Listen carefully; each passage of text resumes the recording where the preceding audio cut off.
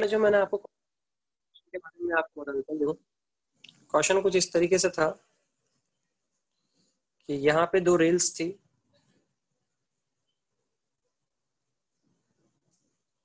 ऐसे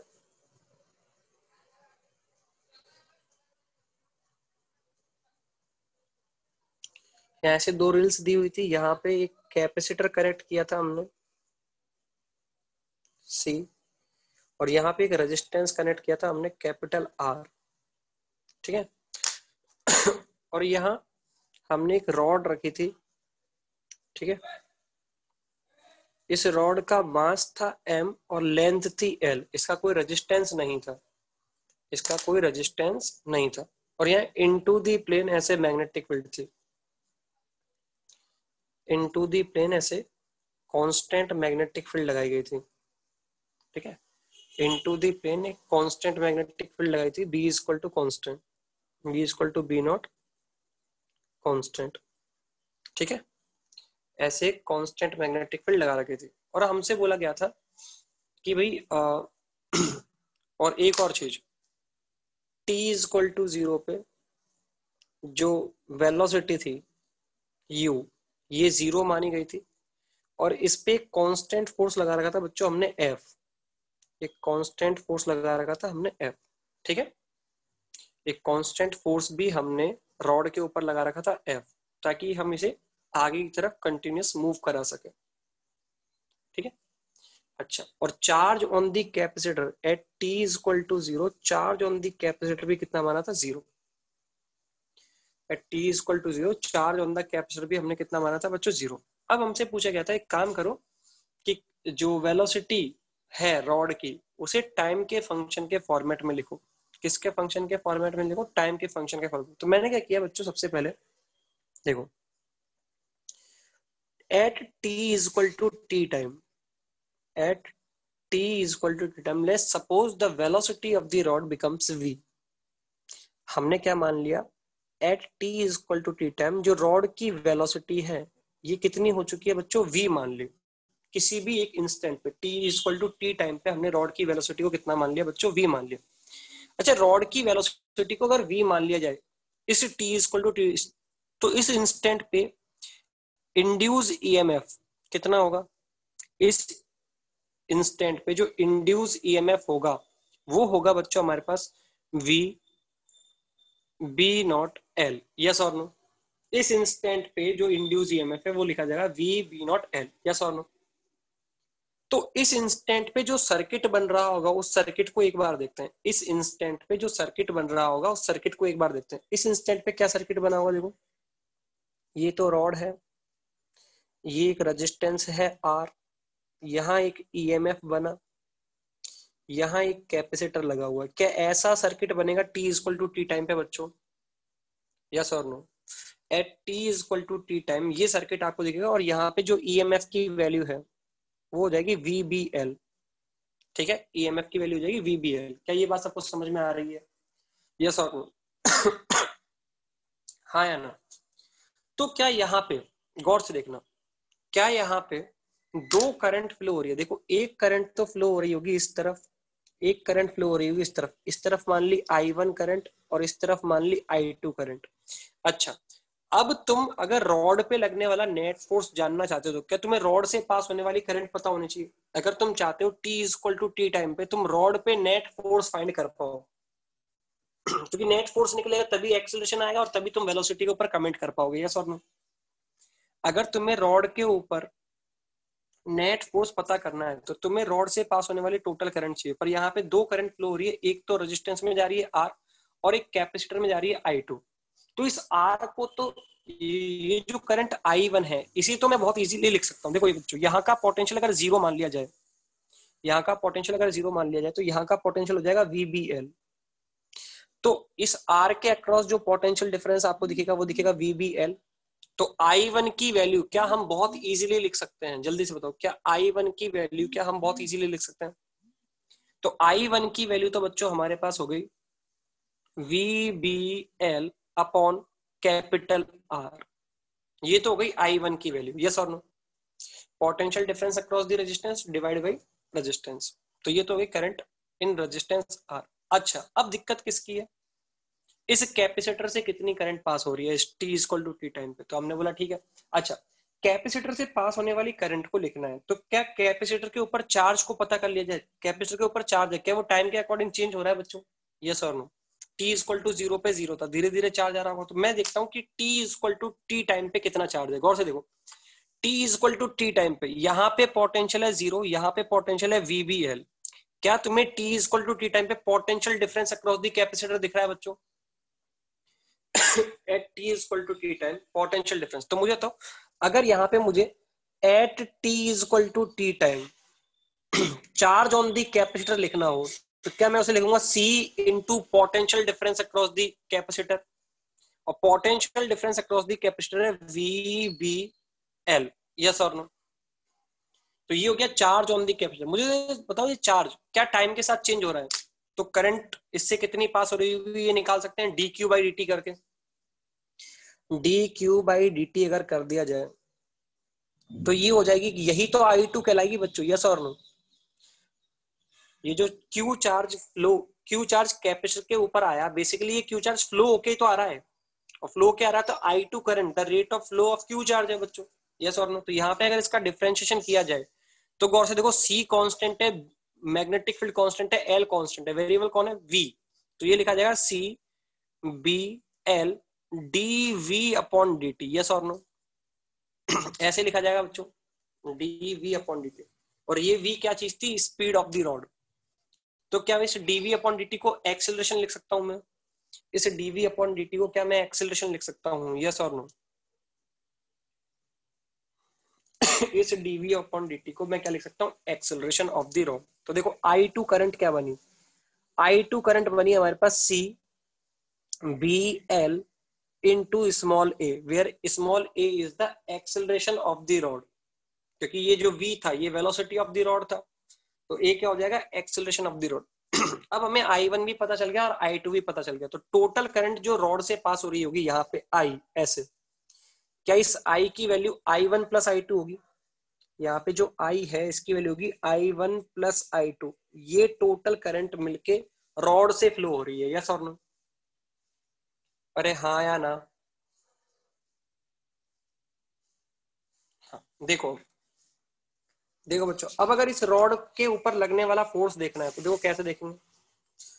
देखो ये जो रॉड है, ये रॉड है,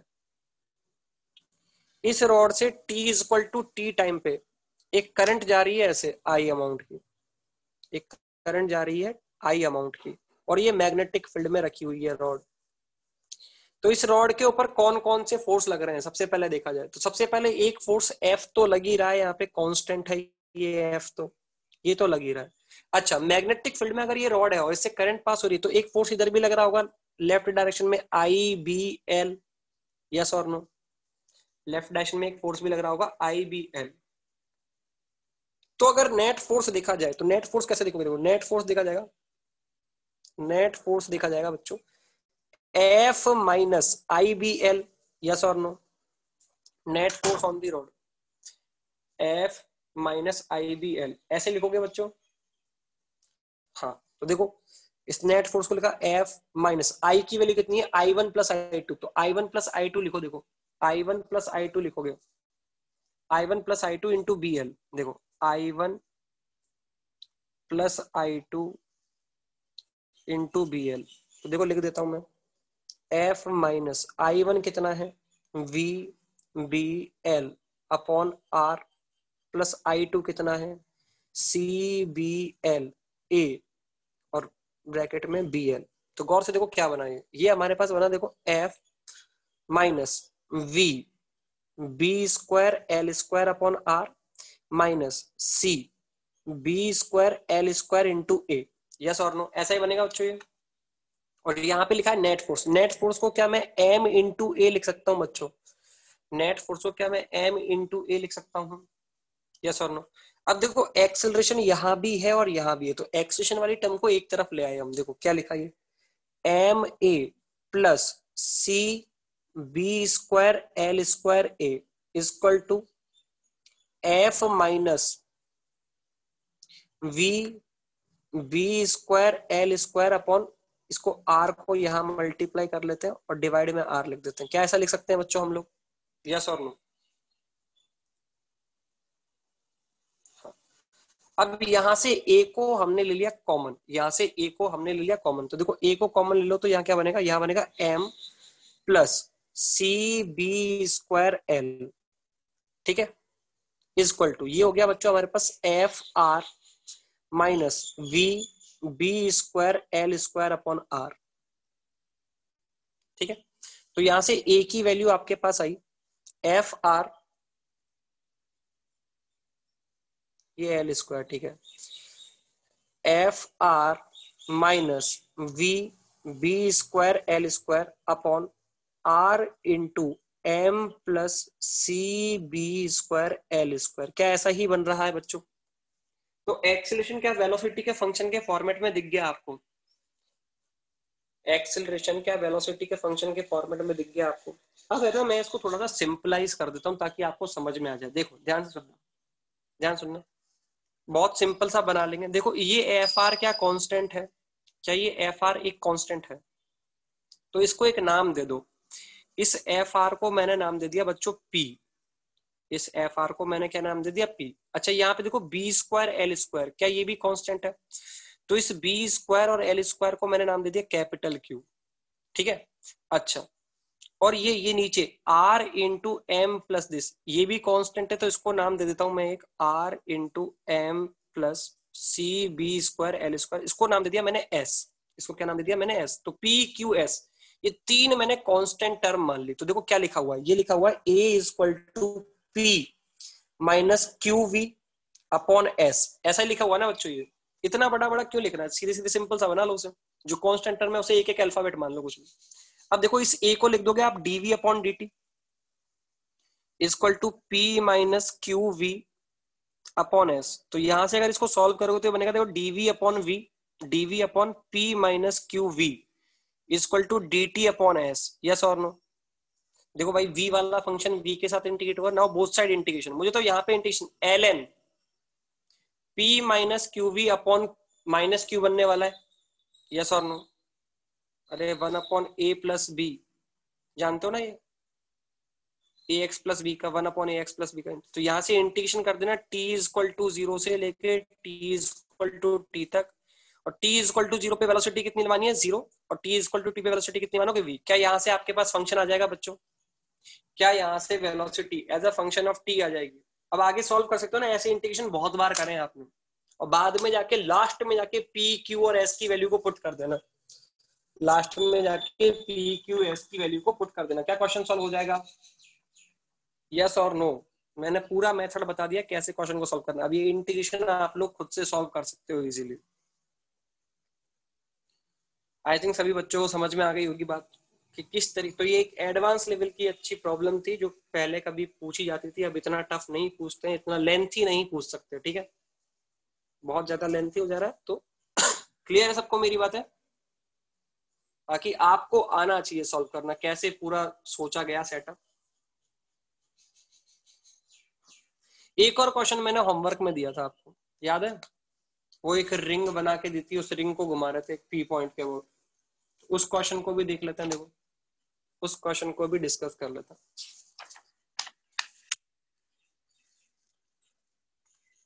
तो देखो एक क्वेश्चन मैंने आपको ऐसा दिया था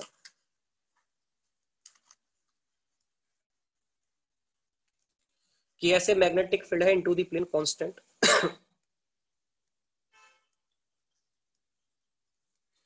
इनटू द प्लेन कांस्टेंट एक मैग्नेटिक फील्ड हमें दी हुई है, B is equal to B naught, ठीक है। और यहाँ एक रिंग आपको दी गई थी ऐसे, यहाँ एक रिंग दी गई थी ऐसे, इस रिंग के लिए फिक्स पॉइंट था ये यहाँ पे, इस पॉइंट को नाम दिया था हमने ए, इस यहाँ पे एक पॉइंट माना था बी, यहाँ पे एक सी पॉइंट था और यहाँ पे एक डी पॉइंट था, और इस ए पॉइंट के अबाउट इस रिंग को ऐसे ओमेगा से रोटेट करा रहे थे, और रेडियस ऑफ द रिंग मैंने आपको दी थी, रिंग की रेडियस ये दी थी मैंने आपको कैपिटल आर। और फिर मैंने आपसे कुछ क्वेश्चंस पूछे थे। पहला क्वेश्चन पूछा था मैंने बी और सी के बीच में पोटेंशियल डिफरेंस निकालो, ए और सी के बीच में निकालो, ए और डी के बीच में निकालो। सबसे पहले बच्चों देखो, अगर मैं इसको सॉल्व करना चाहता हूँ अगर मैं इस क्वेश्चन को सॉल्व करना है, सबसे पहले मुझे बी और सी के बीच में पोटेंशियल डिफरेंस पूछा गया, पर मुझे तो बी और सी के बीच में पोटेंशियल डिफरेंस अगर हम लोग कैलकुलेट करते हैं तो बी और सी में से कोई फिक्स पॉइंट है क्या? बी और सी में से कोई फिक्स पॉइंट है क्या जिसके अबाउट रिंग रोटेट करें? नहीं। तो क्या हम डायरेक्ट फॉर्मूला लगा सकते हैं क्या इसके लिए? पहला जो क्वेश्चन था क्या उसमें हम डायरेक्ट फॉर्मूला लगा सकते हैं? पहला क्वेश्चन था वी बी माइनस वी सी निकालो, तो डायरेक्ट फॉर्मूला तो लगा नहीं सकते हम इसमें। तो आप क्या करेंगे, सबसे पहले ए फिक्स पॉइंट है तो ए और बी के बीच का पोटेंशियल डिफरेंस निकाले और ए और सी के बीच का पोटेंशियल डिफरेंस निकाले, तब ये क्वेश्चन सॉल्व होगा। तो सबसे पहले हमने बात की ए और बी के बीच में पोटेंशियल डिफरेंस की। अगर बात की जाए तो देखो ए तो यहाँ हो जाएगा, ये तो हो जाएगा ए और बी, तो ए और बी को एक स्ट्रेट लाइन से जॉइन कर दोगे तो ये आ जाएगी आपके पास √2r लेंथ। यस और नो? ये आपके पास आ जाएगी √2r लेंथ। और इसको अगर आप ज्वाइन करते हो तो ये वेलोसिटी इस तरफ देखी जाएगी बच्चों, ऐसे घुमा रहे हैं ना भाई, ओमेगा से के अबाउट। तो मुझे तो कौन सा पोटेंशियल हायर होगा, ए या B? Which potential is higher? Which potential is higher? A higher है। तो आप लोग कैलकुलेट कर सकते हो V A minus V B. तो V A minus V B calculate करेंगे तो लिखेंगे बी ओमेगा स्क्वायर, और ए और बी के बीच की में जो डिस्टेंस है उसका स्क्वायर, तो √2r का whole square, sorry B omega √2r का whole square divide by 2। Yes और no? B omega L square by 2 ऐसे लिखते हैं ना भाई। तो V A minus V B हमारे पास आ जाएगा बच्चों, V A minus V B आ जाएगा आपके पास B omega R square. Yes और no? B omega R square, हाँ या ना? ये तो क्या ए और बी के बीच में। ऐसे ही ए और सी के बीच में अगर कैलकुलेट करना तो ए और सी को स्ट्रेट लाइन से ज्वाइन कर दो। ए और सी को स्ट्रेट लाइन से ज्वाइन किया तो ए के अबाउट ऐसे रोटेट कर रहे हैं हम लोग, तो ये ऐसे वेलोसिटी दिखाएगा। ए और सी के बीच में डिस्टेंस है 2r, तो ए और सी में कौन सा पोटेंशियल हायर होने वाला है जल्दी से बताओ?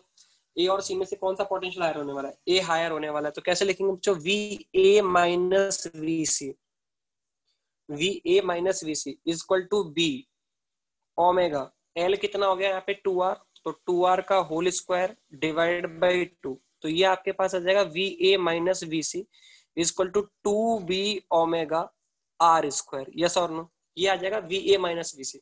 तो ये तो गई इक्वेशन नंबर 1, ये हो गई इक्वेशन नंबर 2। इन दोनों इक्वेशन की हेल्प से अगर इक्वेशन नंबर 1 में से इक्वेशन नंबर 2 को सब्ट्रैक्ट कर दिया जाए तो क्या हमारा आंसर आ जाएगा? तो या फिर उल्टा कर लो, जैसा तुम्हारी मर्जी है, तुम जैसा करना चाहो वैसा कर लो। देखो तो हम 1 में से 2 को सब्ट्रैक्ट कर रहे हैं, 1 में से 2 को सब्ट्रैक्ट करेंगे तो हमारे पास मिलेगा minus V B plus V C is equal to B omega R square minus 2b omega R square. तो ये आएगा हमारे पास minus V B plus V C is equal to minus B omega R square. तो हमें तो minus, इसको minus से मल्टीप्लाई करके आंसर निकालना है, तो माइनस से मल्टीप्लाई कर देंगे तो हमारे पास आंसर आएगा V B minus V C is equal to B omega R square. यही पूछा था बच्चों हमसे, कितने बच्चों का सही है जल्दी से बताओ? V B minus V C की वैल्यू कितने बच्चों की सही है? B omega R square, it is the correct answer for the question number 1। Very good. फिर क्वेश्चन नंबर 2 में पूछा है हमसे V A minus V C. क्या हम क्वेश्चन नंबर 1 में ये फाइंड कर चुके हैं V A minus V C? Question number जो 2 था हमारे पास देख लो, क्वेश्चन नंबर 2 जो था, सॉल्यूशन ऑफ क्वेश्चन नंबर 2। तो क्वेश्चन नंबर 2 में हमसे पूछा था we A minus V C. तो V A minus V C तो हम कैलकुलेट कर चुके हैं, यहीं पे कितना है 2b ओमेगा आर स्क्वायर, ये हो गया V A minus V C. और फिर हमसे पूछा है लास्ट एक third, V A minus V D बताओ, V A minus V D बताओ। हमने बोला ठीक है sir V A minus V D बता देता।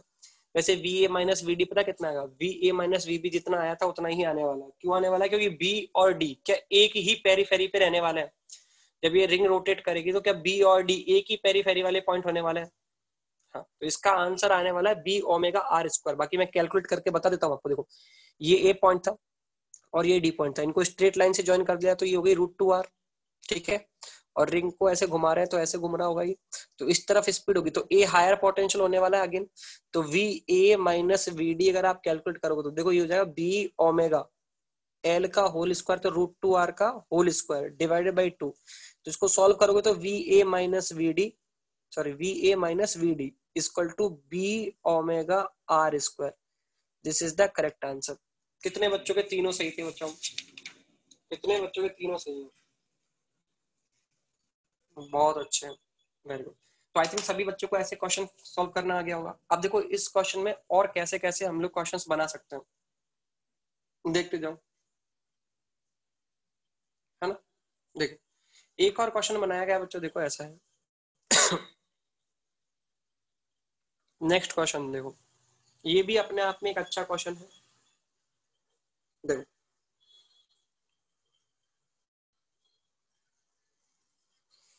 यहाँ पे आपके पास एक into the plane magnetic field है, इनटू दी प्लेन एक मैग्नेटिक फील्ड है कांस्टेंट,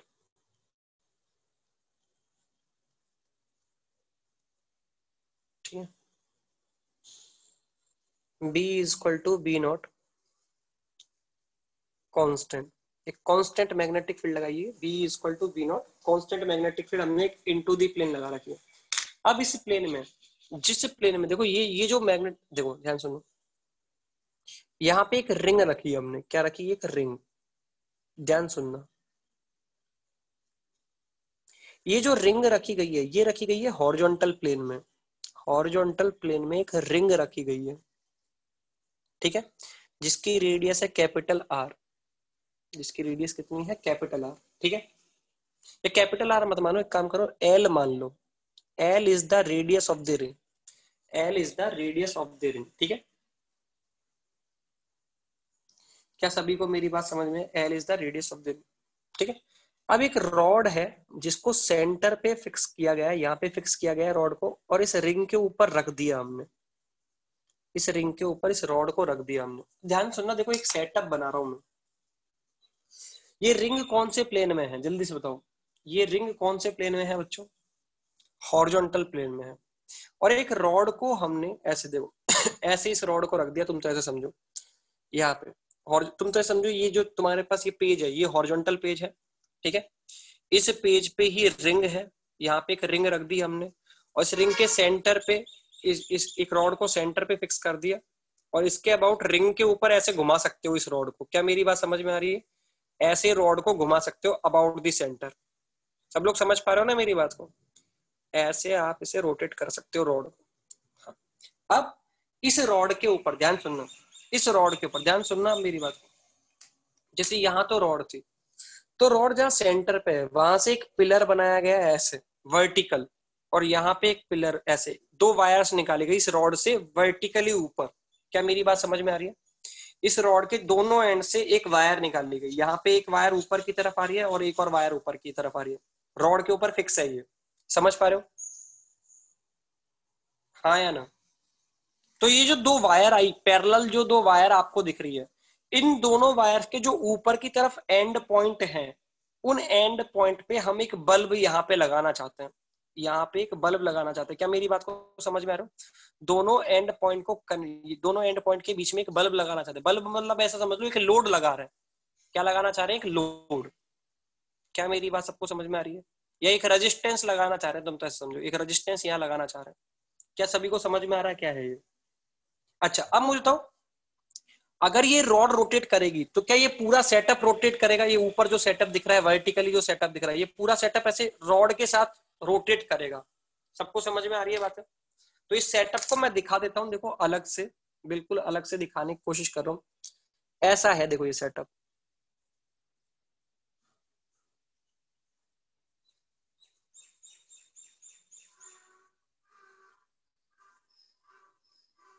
तुम लोग समझ पा रहे हो, ये वर्टिकल सेटअप है ऊपर की तरफ,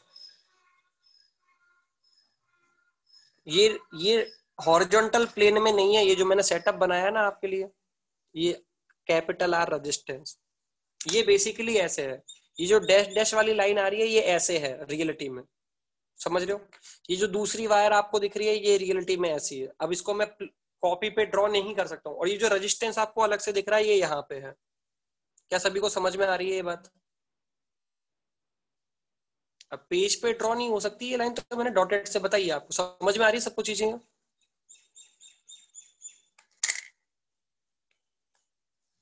आई थिंक सभी को ये सेटअप समझ में आ गया होगा कैसा बना है। हाँ अब ध्यान सुनना, ये जो रिंग आपको दी थी, ये रिंग जो है ना बच्चों friction less and resistance less है। Ring is basically friction less and resistance less.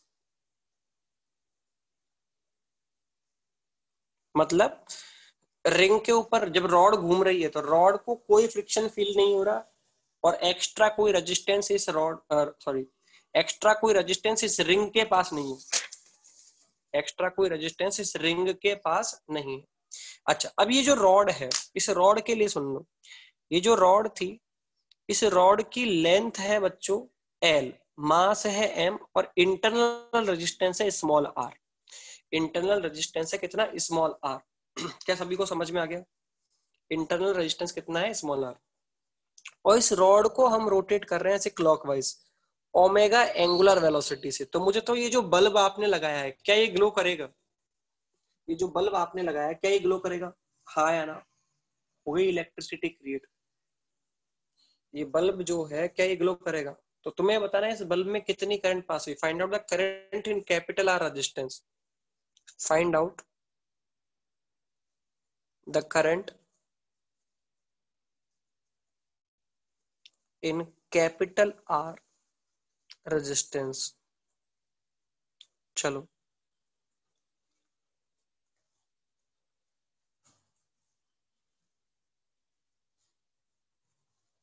ये सेंटर पॉइंट है और ये पी पॉइंट पेरीफेरी पे है। रॉड का एक पॉइंट पेरीफेरी पे है।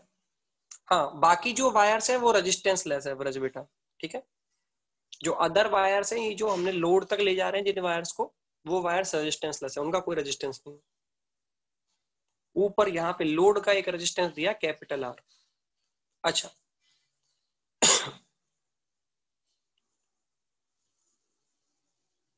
अच्छा मुझे तो क्या इस रॉड के अंदर, जो रॉड रोटेट कर रही है, क्या उसके अंदर एक ईएमएफ क्रिएट होगा, एक बैटरी क्रिएट होगी?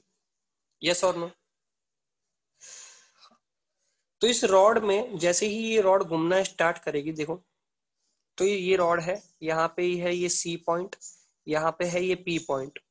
तो जब इसको आप घुमाओगे तो यहाँ पे एक हायर पोटेंशियल जनरेट होगा सी की तरफ और लोअर पोटेंशियल जनरेट होगा पी की तरफ। ऐसे घूम रही है ये ओमेगा। यस और नो?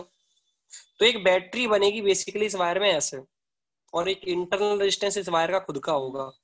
ये जो रॉड है, इसमें एक बैटरी बनेगी ऐसे सेंटर पे यहाँ, और ये पेरीफेरी पे यहाँ पे। यस और नो? सी और पी पॉइंट के बीच में एक बैटरी बनेगी जिसका एक इंटरनल रेजिस्टेंस होगा। तो इस बैटरी का जो ईएमएफ है, क्या इस बैटरी का EMF B into omega into L square by two होने वाला है बच्चों?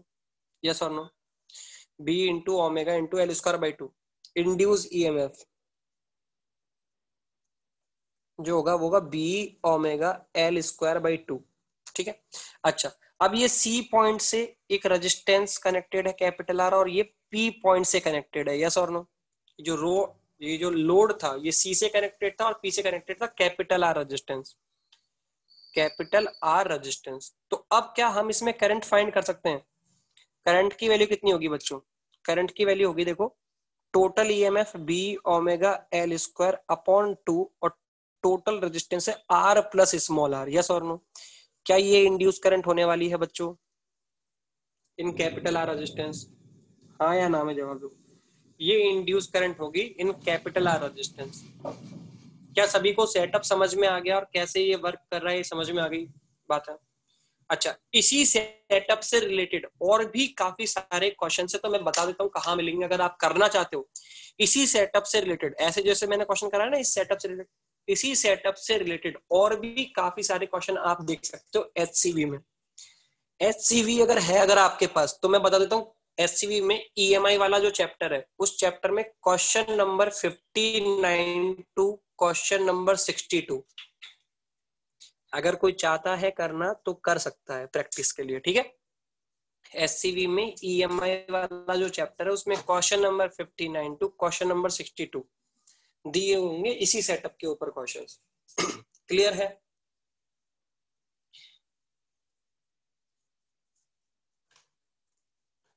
ओके। चलो, तो अगर किसी को करने हो तो वहां से देख सकता है इजीली। सेम सेटअप के ऊपर क्वेश्चन होंगे वहां से, और अच्छे क्वेश्चन है इसीलिए बता रहा हूँ मैं।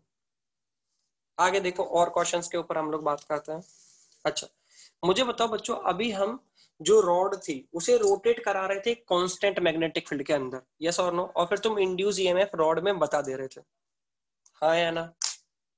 अभी तक हम रॉड को रोटेट करा रहे थे कांस्टेंट मैग्नेटिक फील्ड के अंदर, और तुम उस केस में इंड्यूस ईएमएफ कैलकुलेट कर ले रहे थे। अगर ऐसा भी तो हो सकता है कि इस रॉड को हम वेरिएबल मैग्नेटिक फील्ड के अंदर मूव करा ले, कांस्टेंट मैग्नेटिक फील्ड के अंदर मूव करा रहे थे अभी, सपोज करो ऐसा भी तो क्वेश्चन आ सकता है कि वेरिएबल मैग्नेटिक फील्ड हो। तो एक क्वेश्चन में ऐसा भी बना देता हूं, देखो, जिसमें वेरिएबल मैग्नेटिक फील्ड दी जाए। तो सपोज करो बच्चों आपको ऐसा दिया गया है, यहाँ पे एक इनफाइनाइट वायर है यहाँ पे एक इनफाइनाइट वायर है जिसमें करंट फ्लो हो रही है बच्चों आई, ठीक है। इस इनफाइनाइट वायर में करंट फ्लो हो रही है आई, ठीक है।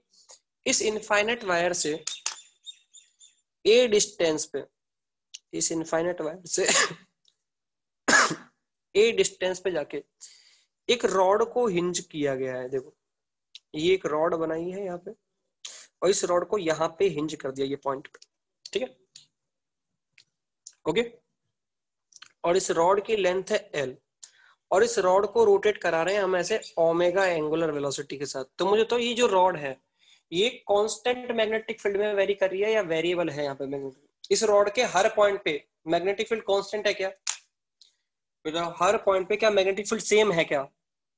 हर पॉइंट पे क्या मैग्नेटिक फील्ड सेम रहेगा क्या जब ये रोटेट करेगी? तो जब ये रॉड रोटेट करेगी तो क्या हर पॉइंट पे मैग्नेटिक फील्ड कांस्टेंट बना रहेगा क्या रॉड के ऊपर? नहीं, हर पॉइंट पे मैग्नेटिक फील्ड कांस्टेंट बना रहने वाला नहीं है। तो तुम्हें इसके लिए इंड्यूस ईएमएफ लिखना है, चलो स्टार्ट करो। इस इंस्टेंट पे इंड्यूस ईएमएफ कितना होगा रॉड के अंदर? इस इंस्टेंट पे इंड्यूस ईएमएफ कितना होगा रॉड के अंदर, ये बताना। Eight this instant induce EMF in the rod, eight this instant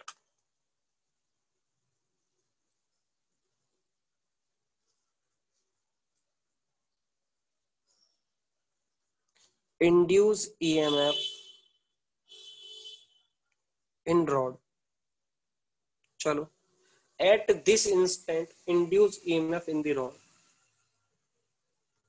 इस पॉइंट को सेंटर पॉइंट मान लो और इस पॉइंट को पी पॉइंट मान लो।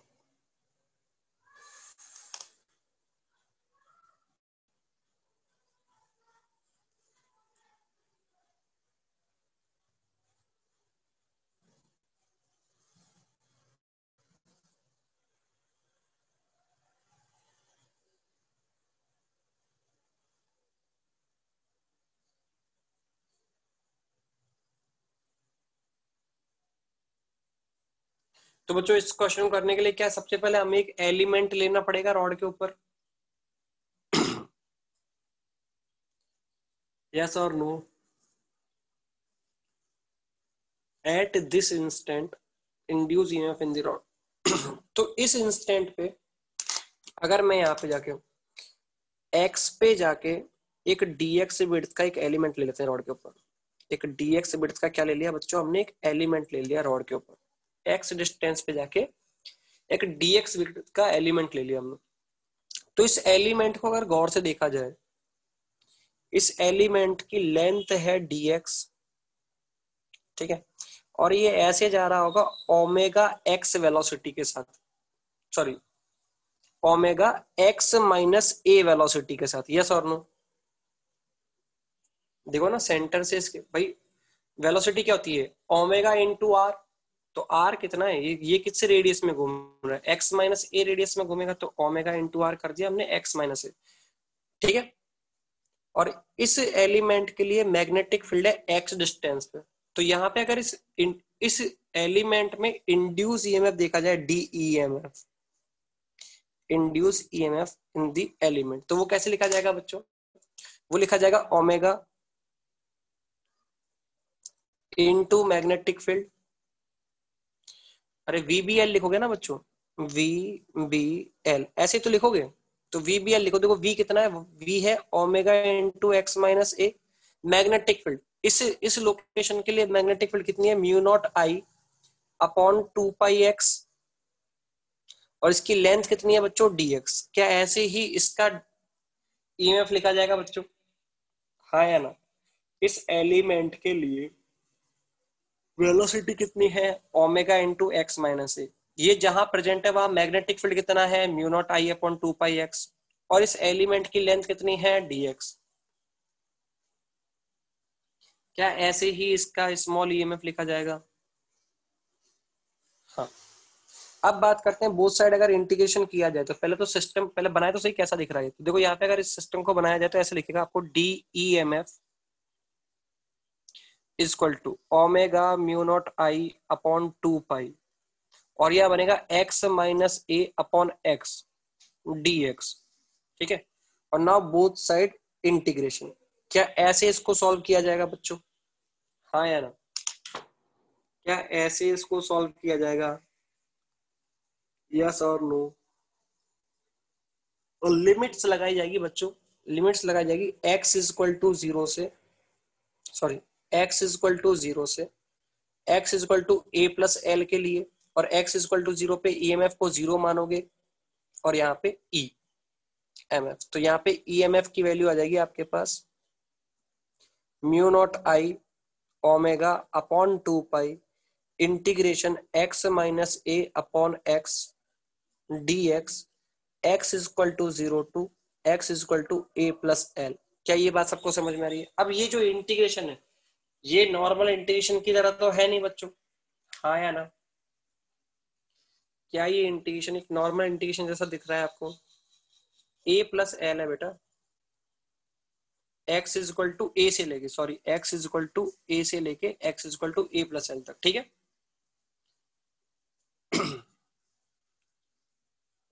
क्या इसका इंटीग्रेशन है बच्चों, क्या इसका इंटीग्रेशन आप लोगों से आता है? कितने बच्चों को इसका इंटीग्रेशन आता है? ऐसा कोई इंटीग्रेशन पढ़ा है कभी? जल्दी से बताओ, क्या ऐसा कोई इंटीग्रेशन पढ़ा है कभी? कहाँ पढ़ा, जल्दी बताना मेरे को, कहाँ पढ़ा है? स्प्लिट कर दिया जाए इसे, क्या इसे स्प्लिट कर देंगे हम लोग? गौर से देखो, ये इस x को पहले इस x से डिवाइड कर लो, इस x को दोनों तरफ डिवाइड कर लो, तो आप इसको इजीली सॉल्व कर पाओगे। बेसिकली देखो ये क्या लिखा हुआ है, ईएमएफ देखो mu not I upon omega upon 2 pi. Basically ये लिखा हुआ है integration dx minus integration a upon x dx। गौर से देखो ऐसा लिखा हुआ है ये, अरे हाँ या ना?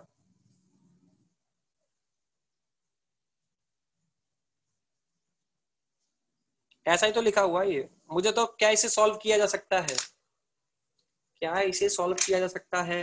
हाँ सॉल्व कर सकते हो, तो इसमें भी कोई खास बड़ी बात नहीं है। ऐसे कंफ्यूज मत हुआ करो कि सर नहीं कर सकते हम लोग। क्या सभी बच्चों को मेरी बात समझ में आ गई यहाँ पे?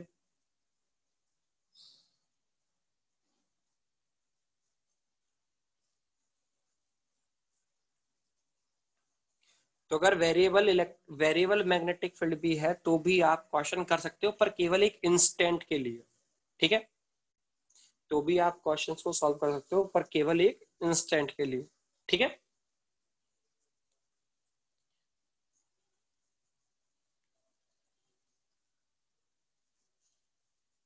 बेटा अगर x को अगर आप यहां से लेते हैं, अगर आप x को सेंटर से लेते हैं, ध्यान सुनो, अगर आप x को सेंटर से लेते तो पहली बात आपको जब मैग्नेटिक फील्ड लिख रहे थे आप, तो ये 2 पाई x नहीं होता, ये a प्लस एक्स होता फिर उस केस में। ठीक है। क्या मेरी बात समझ में आ रही है बेटा?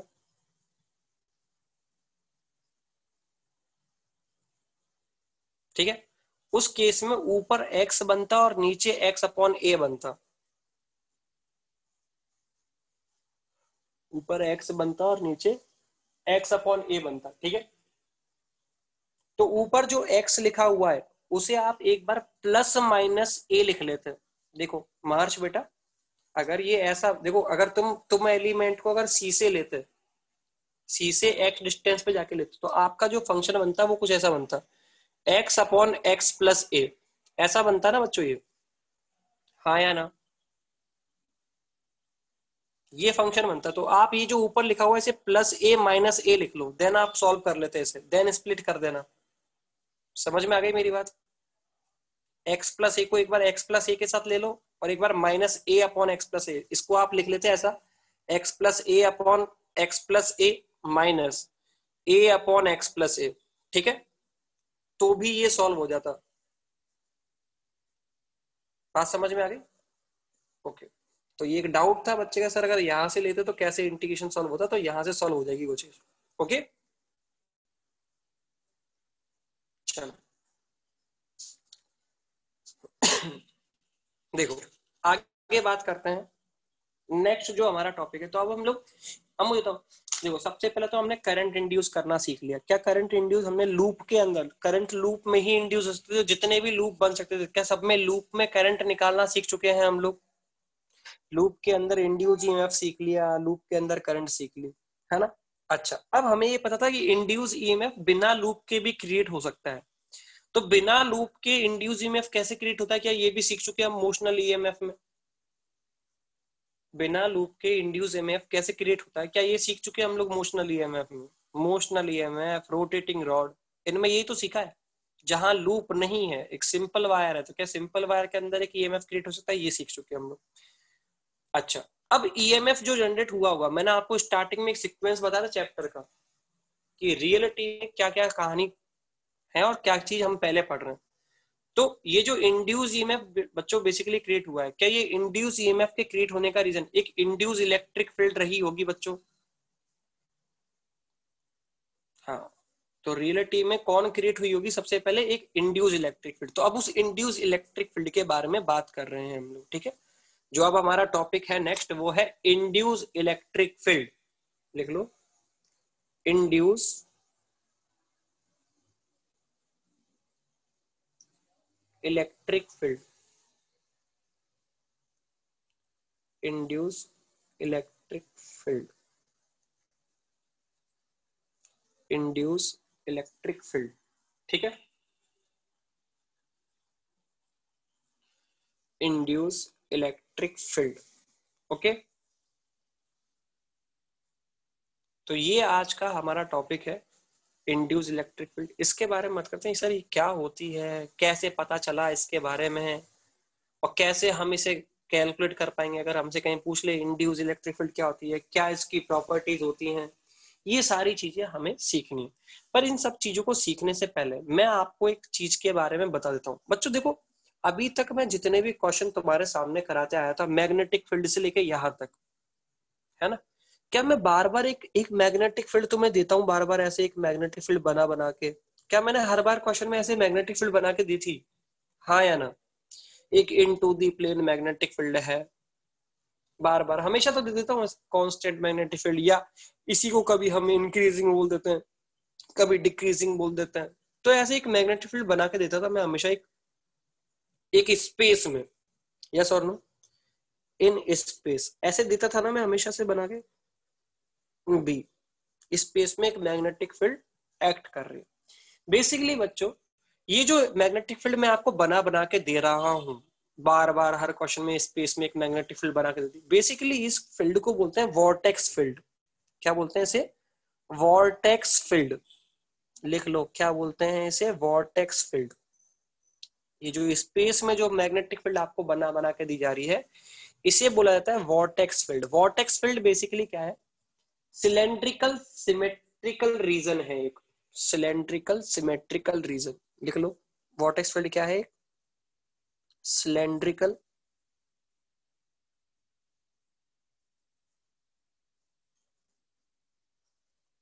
Symmetrical region. तो ये आपको देखने से लगता था कि स्पेस में मैग्नेटिक फील्ड प्रेजेंट है, बेसिकली ये स्पेस में प्रेजेंट नहीं है।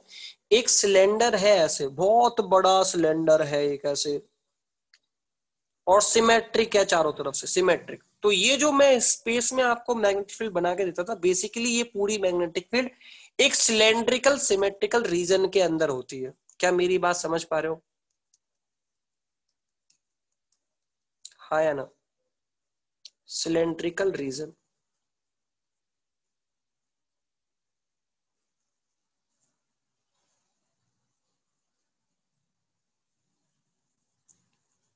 क्या मेरी बात समझ पा रहे हो? ये जो मैं स्पेस में आपको ऐसे ड्रॉ कर देता था, बेसिकली ये पूरा स्पेस कहाँ लाइक कर रहा है, ये पूरा मैग्नेटिक फील्ड कहाँ है? एक बहुत बड़ा सिलेंडर है, और उस सिलेंडर के अंदर एक सिमेट्रिकल सिलेंडर, उस सिलेंडर के अंदर ये मैग्नेटिक फील्ड प्रेजेंट होती है, इसे हम वॉर्टेक्स फील्ड बोलते हैं। इसे क्या बोलते हैं हम लोग? Vortex field. क्या मेरी बात समझ पा रहे हो सभी लोग? अब क्यों समझाया, इसका रीजन ये, कभी कभार क्वेश्चन में दे देगा वॉर्टेक्स फील्ड लगा रखी, तो तुम्हें समझ में आना चाहिए वॉर्टेक्स फील्ड का मतलब क्या है। कई बार क्वेश्चन में एक टर्म यूज ली जाती है, वॉर्टेक्स फील्ड अप्लाई कर रखे थे। वॉर्टेक्स फील्ड अप्लाई कर रखी है मतलब एक सिलेंड्रिकल सिमेट्रिकल रीजन था, उसके अंदर मैग्नेटिक फील्ड लगा दिया हमने, ठीक है। यस और नो, समझ में आया या नहीं आया तुम्हें? वॉर्टेक्स फील्ड का मतलब समझ में आया? ये जो बार बार मैं स्पेस में मैग्नेटिक फील्ड लिखता हूँ, ये स्पेस में नहीं है, ये स्पेस में नहीं है, एक सिलेंड्रिकल सिमेट्रिकल रीजन के अंदर प्रेजेंट है, जिसे हम वॉर्टेक्स फील्ड भी बोलते हैं। इस सिलेंड्रिकल सिमेट्रिकल रीजन को क्या बोलते हैं हम लोग? Vortex field. और इस वॉर्टेक्स फील्ड के अंदर हमने मैग्नेटिक फील्ड अप्लाई कर रखा है। क्या सभी को समझ में आ गई ये बात? यस और नो? सभी को ये बात समझ में? चलो ये टॉपिक है ना बच्चों, नेक्स्ट क्लास में स्टार्ट करेंगे, क्योंकि अभी मैं स्टार्ट करूंगा, 5 मिनट बचे हैं, वो पूरी प्रॉपर्टी आप समझ नहीं पाओगे, अभी वो छूट ही जाएगा बीच में। ओके, तो नेक्स्ट क्लास में मैं ये टॉपिक स्टार्ट करूंगा। अब इस चैप्टर में पता है क्या बचा हुआ है? एक तो इंड्यूस इलेक्ट्रिक फील्ड, ठीक है, और एक है इंडक्टर। जैसे हमने कंडक्टर पढ़ा था ना बच्चों, वैसे ही एक इंडक्टर नाम का एक अप्लायंस आएगा या एक ऑब्जेक्ट आएगा, तो उसके लिए इंडक्टेंस पढ़ना है हमें। क्या पढ़ना है? इंडक्टेंस। कैपेसिटर पूरा एक अलग चैप्टर था, इंडक्टर पूरा एक अलग चैप्टर नहीं है, इसी का एक छोटा सा पार्ट है इंडक्टर। तो इंडक्टेंस इसी चैप्टर में हम लोग पढ़ेंगे, ठीक है। वो आगे हम लोग इसी चैप्टर में आगे बात करने हैं। तो 2 टॉपिक बचे हुए हैं, एक तो इंड्यूस इलेक्ट्रिक फील्ड और एक इंडक्टेंस, ठीक है। सेल्फ इंडक्टेंस, म्यूचुअल इंडक्टेंस, इनके बारे में बात करेंगे। ओके, चलो थैंक यू बच्चों।